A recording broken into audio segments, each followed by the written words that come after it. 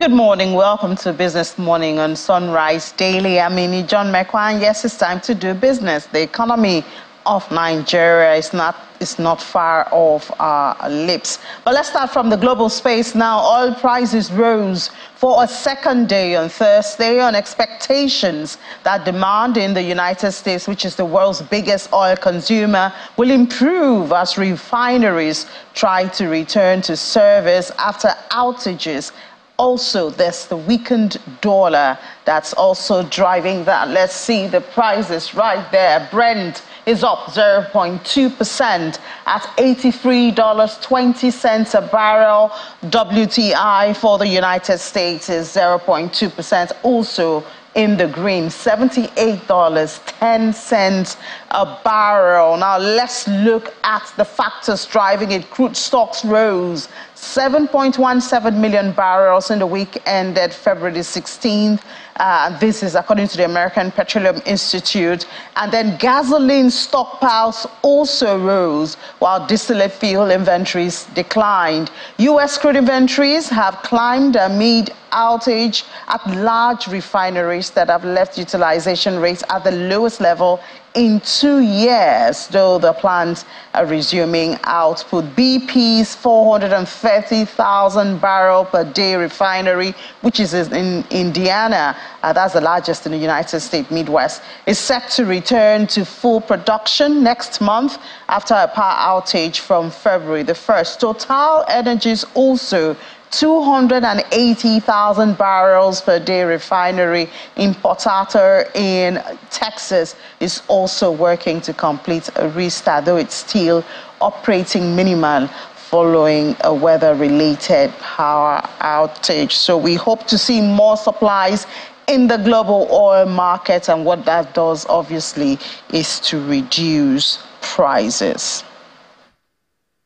Still in the global space, but now for grain, U.S. corn futures fell to 3-year lows, nearing a $4 a bushel as an ample domestic grain supplies and strong South American crop prospects weighed on sentiment. Soybeans followed corn lower, retreating after rallies a day earlier, and wheat ended mostly weaker. Looking at the numbers, corn, there you go, down almost 2%, a huge drop. We see there 1.85 to settle at $4.11. I think we have soybeans also. That's also lower, 0.8% for at $11.60. That's for like 3/4 of a bushel. Well, corn futures set the tone. Some analysts attribute the sell-off in corn to commodity funds adding to their already large, while others cited selling by farmers in unloading grain stored from the 2023 harvest.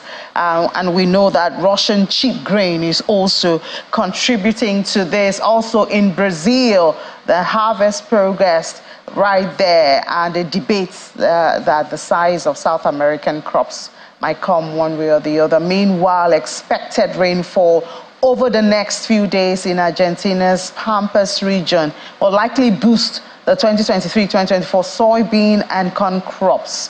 And in Buenos Aires, grains exchange are also following the numbers. Well, still talking about food, the United Nations World Food Programme, that's the WFP, says that it is reviewing its local food procurement strategy and will only purchase food in Nigeria when prices become stable. There you go, our reality again. According to the WFP's country director and representative in Nigeria, David Stevenson, the decision comes as skyrocketing inflation in food prices pose greater stress on displaced population who are unable to farm. Mr. Stevenson also condemns reports of traders falsely attributing their goods to the WFP, reiterating that the organization's resources are dedicated exclusively to aiding the most marginalized communities. Well, still a hot issue in Nigeria. Bureau de Change operators in Abuja have been reacting to the latest raid on currency dealers by officials of the Economic and Financial Crimes Commission, the EFCC, describing it as a welcome development. Well, the chairman of the operators in Wuse Zone 4 area of the nation's capital says that the association is ready to work with the government task force to stabilize the foreign exchange market. The federal government had set up a task team led by EFCC to clamp down on dollar racketeers in the country. The Wuse Zone 4 area in Abuja is a hub of currency trading as it houses several Bureau de Change offices where customers and traders buy and sell foreign currencies. The area is dominated by these roadside currency traders, popularly called black marketers. Many of them often work for the Bureau de Change operators who are licensed by the Central Bank of Nigeria. The licensed operators also have their offices in the same area. Earlier in the week, officials of the Economic and Financial Crimes Commission, EFCC, raided the area, leading to a clash as well as the arrest of some people. A few days after the raid, some of the traders are back on the road looking for customers. Although the EFCC is yet to comment on Monday's operations, a statement from the Commission says in part, the EFCC has raised a special task force in all its zonal commands for the enforcement of extant laws against currency mutilation and dollarization of the economy. A similar statement from the Office of the National Security Advisor confirms efforts by the federal government to clamp down on currency racketeering. The statement says, in a concerted effort to safeguard Nigeria's foreign exchange market and combat speculative activities, the Office of the National Security Advisor, ONSA, and the Central Bank of Nigeria, CBN, are joining forces to address challenges impacting the nation's economic stability. Thanks a lot. Thanks a lot. However, federal lawmakers believe the approach is not proper. On the foreign exchange, when I saw the video of what happened yesterday at Zone 4, I laughed and I cried at the same time. I laughed because in 21st century, a great country like Nigeria should not embark on such a thing. Nevertheless, the Bureau de Change operators in the area welcome the actions of the government. As a registered and licensed operators of BDCs, we have our own saboteurs. They might come and we might not know. And maybe they are the ones that are making all these speculations. So we have our own speculators here that are making things very difficult for us. So we've been looking for this opportunity. So for us now, like I said, it's a welcome development. For the people outside the market, we're advising them that they should please, because these dollars, there is no way to be going up again. There is no way. We will try our best. We will try our best. We will help the government. I will help all the people in Nigeria to see we bring it down honestly. A financial expert, Mr. Paul Alaje, thinks the government can explore better options to tackle the current foreign exchange challenges. The central bank must urgently issue a circular that all operators, whether on the streets, in the room, in the bank, in an office, all dollar transactions must be digitalized. We will know if truly subnational are invading the market, because it will be practically impossible for you to do anything. That one, we will now know if round tripping is going on or not. The Nigeria currency has been on a free fall against the dollar and other foreign currencies, and the government is determined to stop the slide, especially because of the impact on the prices of goods and services. Well, I wonder if an assurance from the Bureau de Change is enough to stabilize the naira. Also, I mean, yeah, that lawmaker right there, he both cried and laughed. I wonder. Well, let's find out the views of the Chief Executive Officer of the Financial Derivatives Company, Mr. Bismarck Rwani. Mr. Rwani, good morning. Once again, we're on the naira, and we heard that the president of the Bureau de Change in Abuja assuring us that the naira will not fall any further. But what are your thoughts concerning this approach by the government using the EFCC and forming a task force, to raid the BDCs? What is the offense that they have committed in the first place? I heard something about dollar racketeering, mutilation of notes and all that. Is that the problem? And I heard the BDC man saying that will ensure that the rate will come down. Whether they want to ensure that the rate went up in the first place, markets work. When the supply is in excess of demand, the value of that currency appreciates. When the demand is in excess of the supply, the currency depreciates. This doesn't happen in other countries, raiding markets and all of that. It's not. You're only making it more difficult because there's what we call the illicit premium in a currency. Leave them to do what they want. A speculator can make money, and a speculator definitely can and will lose money. So what we are trying to achieve here is to get a currency that is misaligned from its fair value.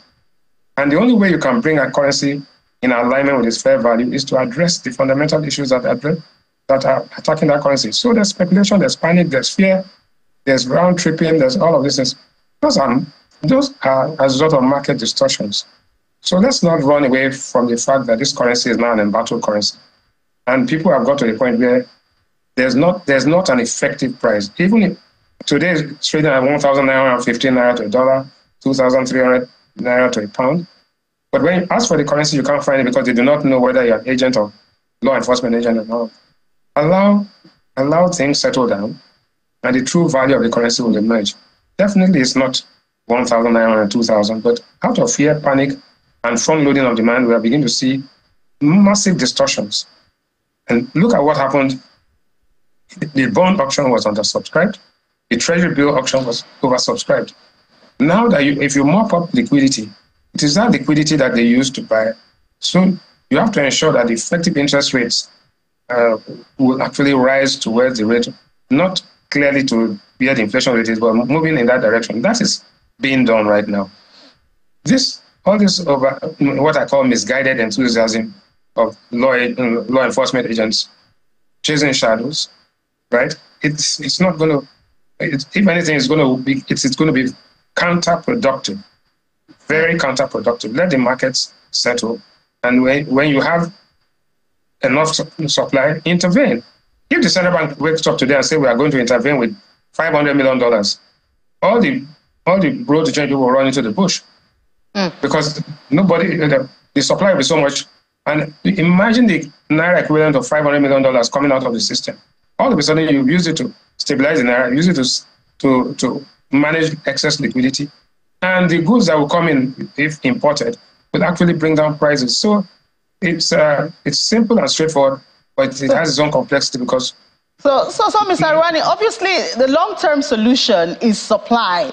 But of course, the source of that supply is the problem. But what do you think about the suggestion of Mr. Laje there that, if the whole system, everybody who is dealing with FX, if that system is digitized, then, this might bring transparency before we have a sustainable supply?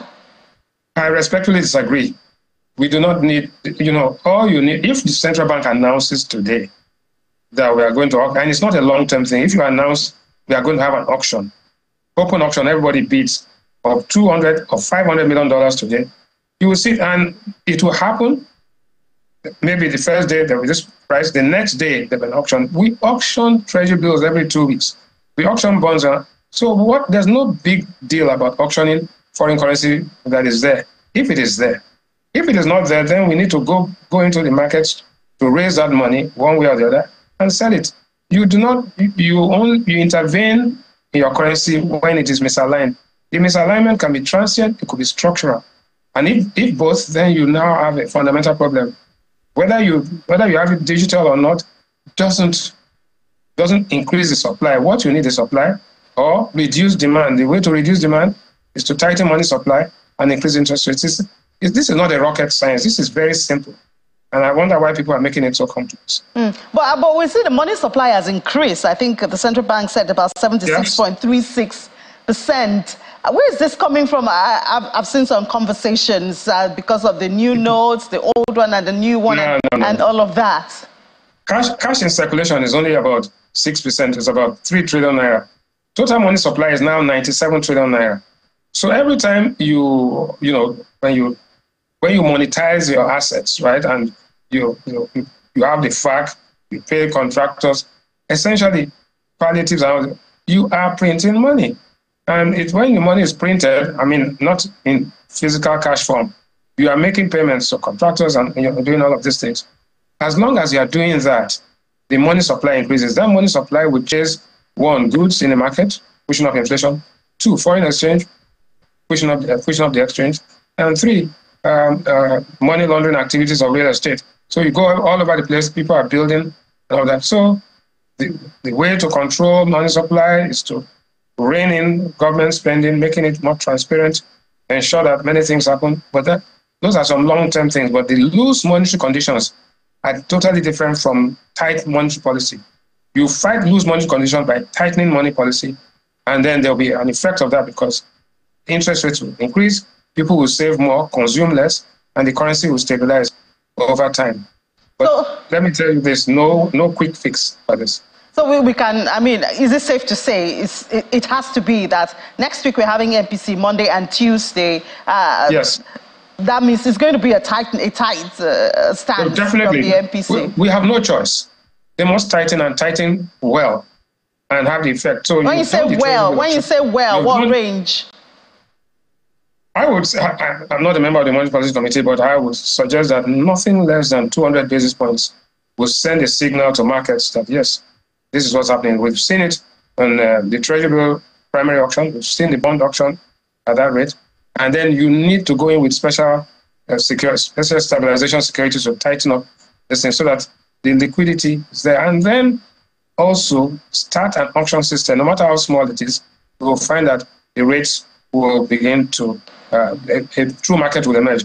And for God's sake, stop all of this chasing of shadows of BDCs and the FCC. The FCC, I mean, what crime is being committed? The foreign exchange law allows you to buy, willing buyer and willing seller, and nobody mutilating currency. What currency?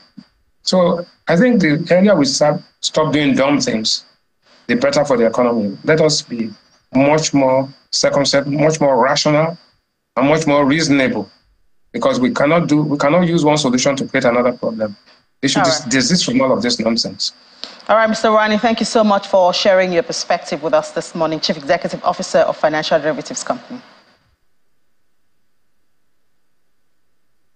All right, one of the ways that the government today at different levels are trying to buffer and get more revenue is, of course, taxes. And Kaduna State has just recently increased its drive and introduced some new administrative strategies for increasing its internal revenue. We have joining us now to share some of that with us and some of the loopholes or observations they have made so far. The Executive Chairman of Kaduna State Internal Revenue Service, Mr. Jerry Adams, joins us obviously virtually from Kaduna State. Mr. Adams, good morning, and thank you so much for your time. Perhaps you should start by sharing with us when you started this new drive and how successful or unsuccessful it's been so far.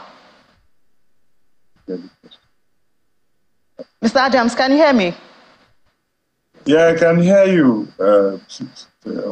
Good morning. Can you please come again? Okay, so I was asking, since you started this new drive of increasing your IGR, how successful or unsuccessful and some of those hitches you have discovered along the way? Yeah, first of all, I'd like to say that when this new administration, the administration of Senator Obasani came into office, he gave us a marching order on the need to improve the revenue generation in the state so that we can be less reliant on the allocation from the center. So I now pass this message down to my team of the executive management team and the entire staff. And we started working assiduously on the need to improve the revenue generation. Yeah, actually we had, before then there were hitches on leakages, on corruption and so on. But this time around we have ensured that we are working on blocking the leakages through automating our services completely, monitoring the automation and proper supervision of the automated processes. So this is what is ongoing at the moment. In the first 6 months, at the end of 2023, we are able to they were able to get to the 60 billion mark. For the first time, Kaduna State is generating and collecting the sum of 50 billion. It shows that there is a significant improvement from where we are coming from. So, Mr. Adams, I mean, I'm kind of curious at this time. These are hard times for Nigerians, and this is when you're revving up your revenue generation, tax generation, from the same individuals who are finding it difficult. As a government, how do you balance this? Well, the governor, our governor, Senator Obasani, we have known for long as being a comrade. He's someone that has fought for the emancipation of the masses. So his policies, some of the first earlier policies he came up with are people-friendly policies. First of all, he discovered that over a lot of millions of Kaduna State indigents are financially excluded. So he signed the financial exclusion bill into law and ensured that over 2.1 million poor and vulnerable people who were hitherto excluded financially, who have never been to the banks, who have been trading without any form of support. So these people were enumerated and were captured, and they will be given one form of support or the other. And other government policies that has a lot of human face have been implemented. In his first 100 days, he did a lot of things. So this endeared a lot of people to his administration, and it increased voluntary compliance in the areas of tax payment. So we know that Kaduna Internal Revenue Service is the sole collector of revenue in the state. Talking about harmonizing the system, it's something that, I mean, even here in Lagos, talk about multiple taxation because you have different agents. Share with us how you're able to do that and not just start it, but to sustain it. Well, you know, let me start by saying that in 2016, let me give a brief background of how it started. In 2015, there was this tax reform under the regime of His Excellency Governor Nasir El-Rufai, and all our taxes, levies, and fees were codified and consolidated. And that brought about the tax codification and consolidation law 2016, later amended in 2020. These laws provided the framework for what we are doing now. Although we have improved on it significantly, and the collaboration between all the revenue generating agencies, local government, and so there is active collaboration. We meet intermittently to look at gray areas, to look at areas where we are having issues with a view of resolving them. This has helped us a lot in these reforms and in this in the subject matter at the moment. So earlier you talked about, you know, the leakages, corruption, and we know that these are factors that take away trust in the system. A lot of people don't believe that paying tax is of any good. Now, how do you convict or convince your people in Kaduna State that indeed these leakages have been blocked, and show them that the tax you pay goes this or goes that? Because that would be a way to win their trust. Yes, okay. First of all, I'd like to tell you that we have developed a system where we have a self-service system where you can self-assess yourself and pay your taxes without interfacing with the revenue, with anybody from the revenue agency. So this has shown a lot of transparency, and like I said earlier, with all the projects that His Excellency has done in his first few days in office, it has given people hope to trust the government with their taxes. A lot of infrastructures have been built in a little time. So this has also helped in endearing the people, the populace of Kaduna State to the government. And a lot of sensitization is being done by the service. There has never been a time in the history of this in the history of the Kaduna State Internal Revenue Service where this sensitization have been done the way we are doing now. We are doing mass sensitization. We are sitting with corporate bodies. We are sitting with market women. We are sitting with all sorts of people to tell them what we are doing and why they need to pay tax, and to also educate them on that there's a symbiotic relationship between tax payment and development. If you pay your taxes, it will be plowed to build infrastructures, to improve healthcare, to build more schools, and to attract investors. And once we attract investors, a lot of job opportunities will be created, and more people are being dragged into the tax net, and these monies again are now plowed back again to development. You see, so it's like a merry-go-round stuff. So this has, to a large extent, endeared the people of the state to paying tax. All right, thank you so much. We're working on improving on that. All right, Mr. Jerry Adams, thank you so much for sharing your strategy in Kaduna State with us, Executive Chairman of Kaduna State Internal Revenue Service. And we wish you the best as you try to build on your success. Thank you so much. All right, now let's do a bit of market before Sunrise Daily comes back. The oil share index recovered yesterday, yes.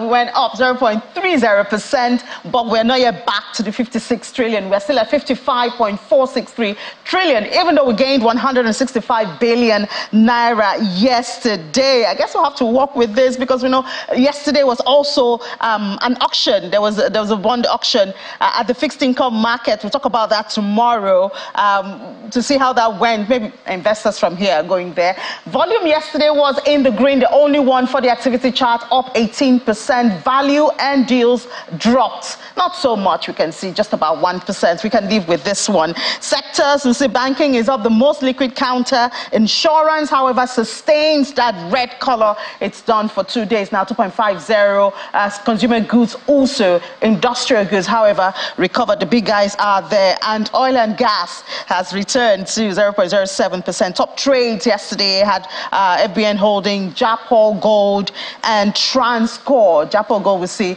in the oil and gas sector, they are coming up, and Transcorp also never lets down. In the smaller unlisted market, NESD market, it was negative after days of positive trade. We've seen it drop. This is the activity chart yesterday. Deals were down, value down, really dipped there, and only 10 stocks were traded at the close of trade yesterday. The market cap for the unlisted is 1.57 trillion naira. There you have it. So, well, you win some and lose some. Yesterday they were in the green. Today they are not. So I will see how that ends today. If we could go to the fixed income market and tell you a little bit about that. We'll settle more on that auction tomorrow, so you don't want to miss that conversation. So for the federal government bonds, 20 deals yesterday worth 21.7 billion naira. And when we see those that were really favored, it will be April 2029 security right there. Government is using this to mop up some of those cash. Well, the yields are good, so why not go there? For the NTB yesterday, we had just two deals worth 200 million naira. And I think that's how much we can take. So let's hand over back to the Sunrise. But remember, 1 p.m. Business Incorporated will be back. More market. Well, go around the world of business. That's 1 p.m. Business Incorporated. Back to you, Sunrise Daily.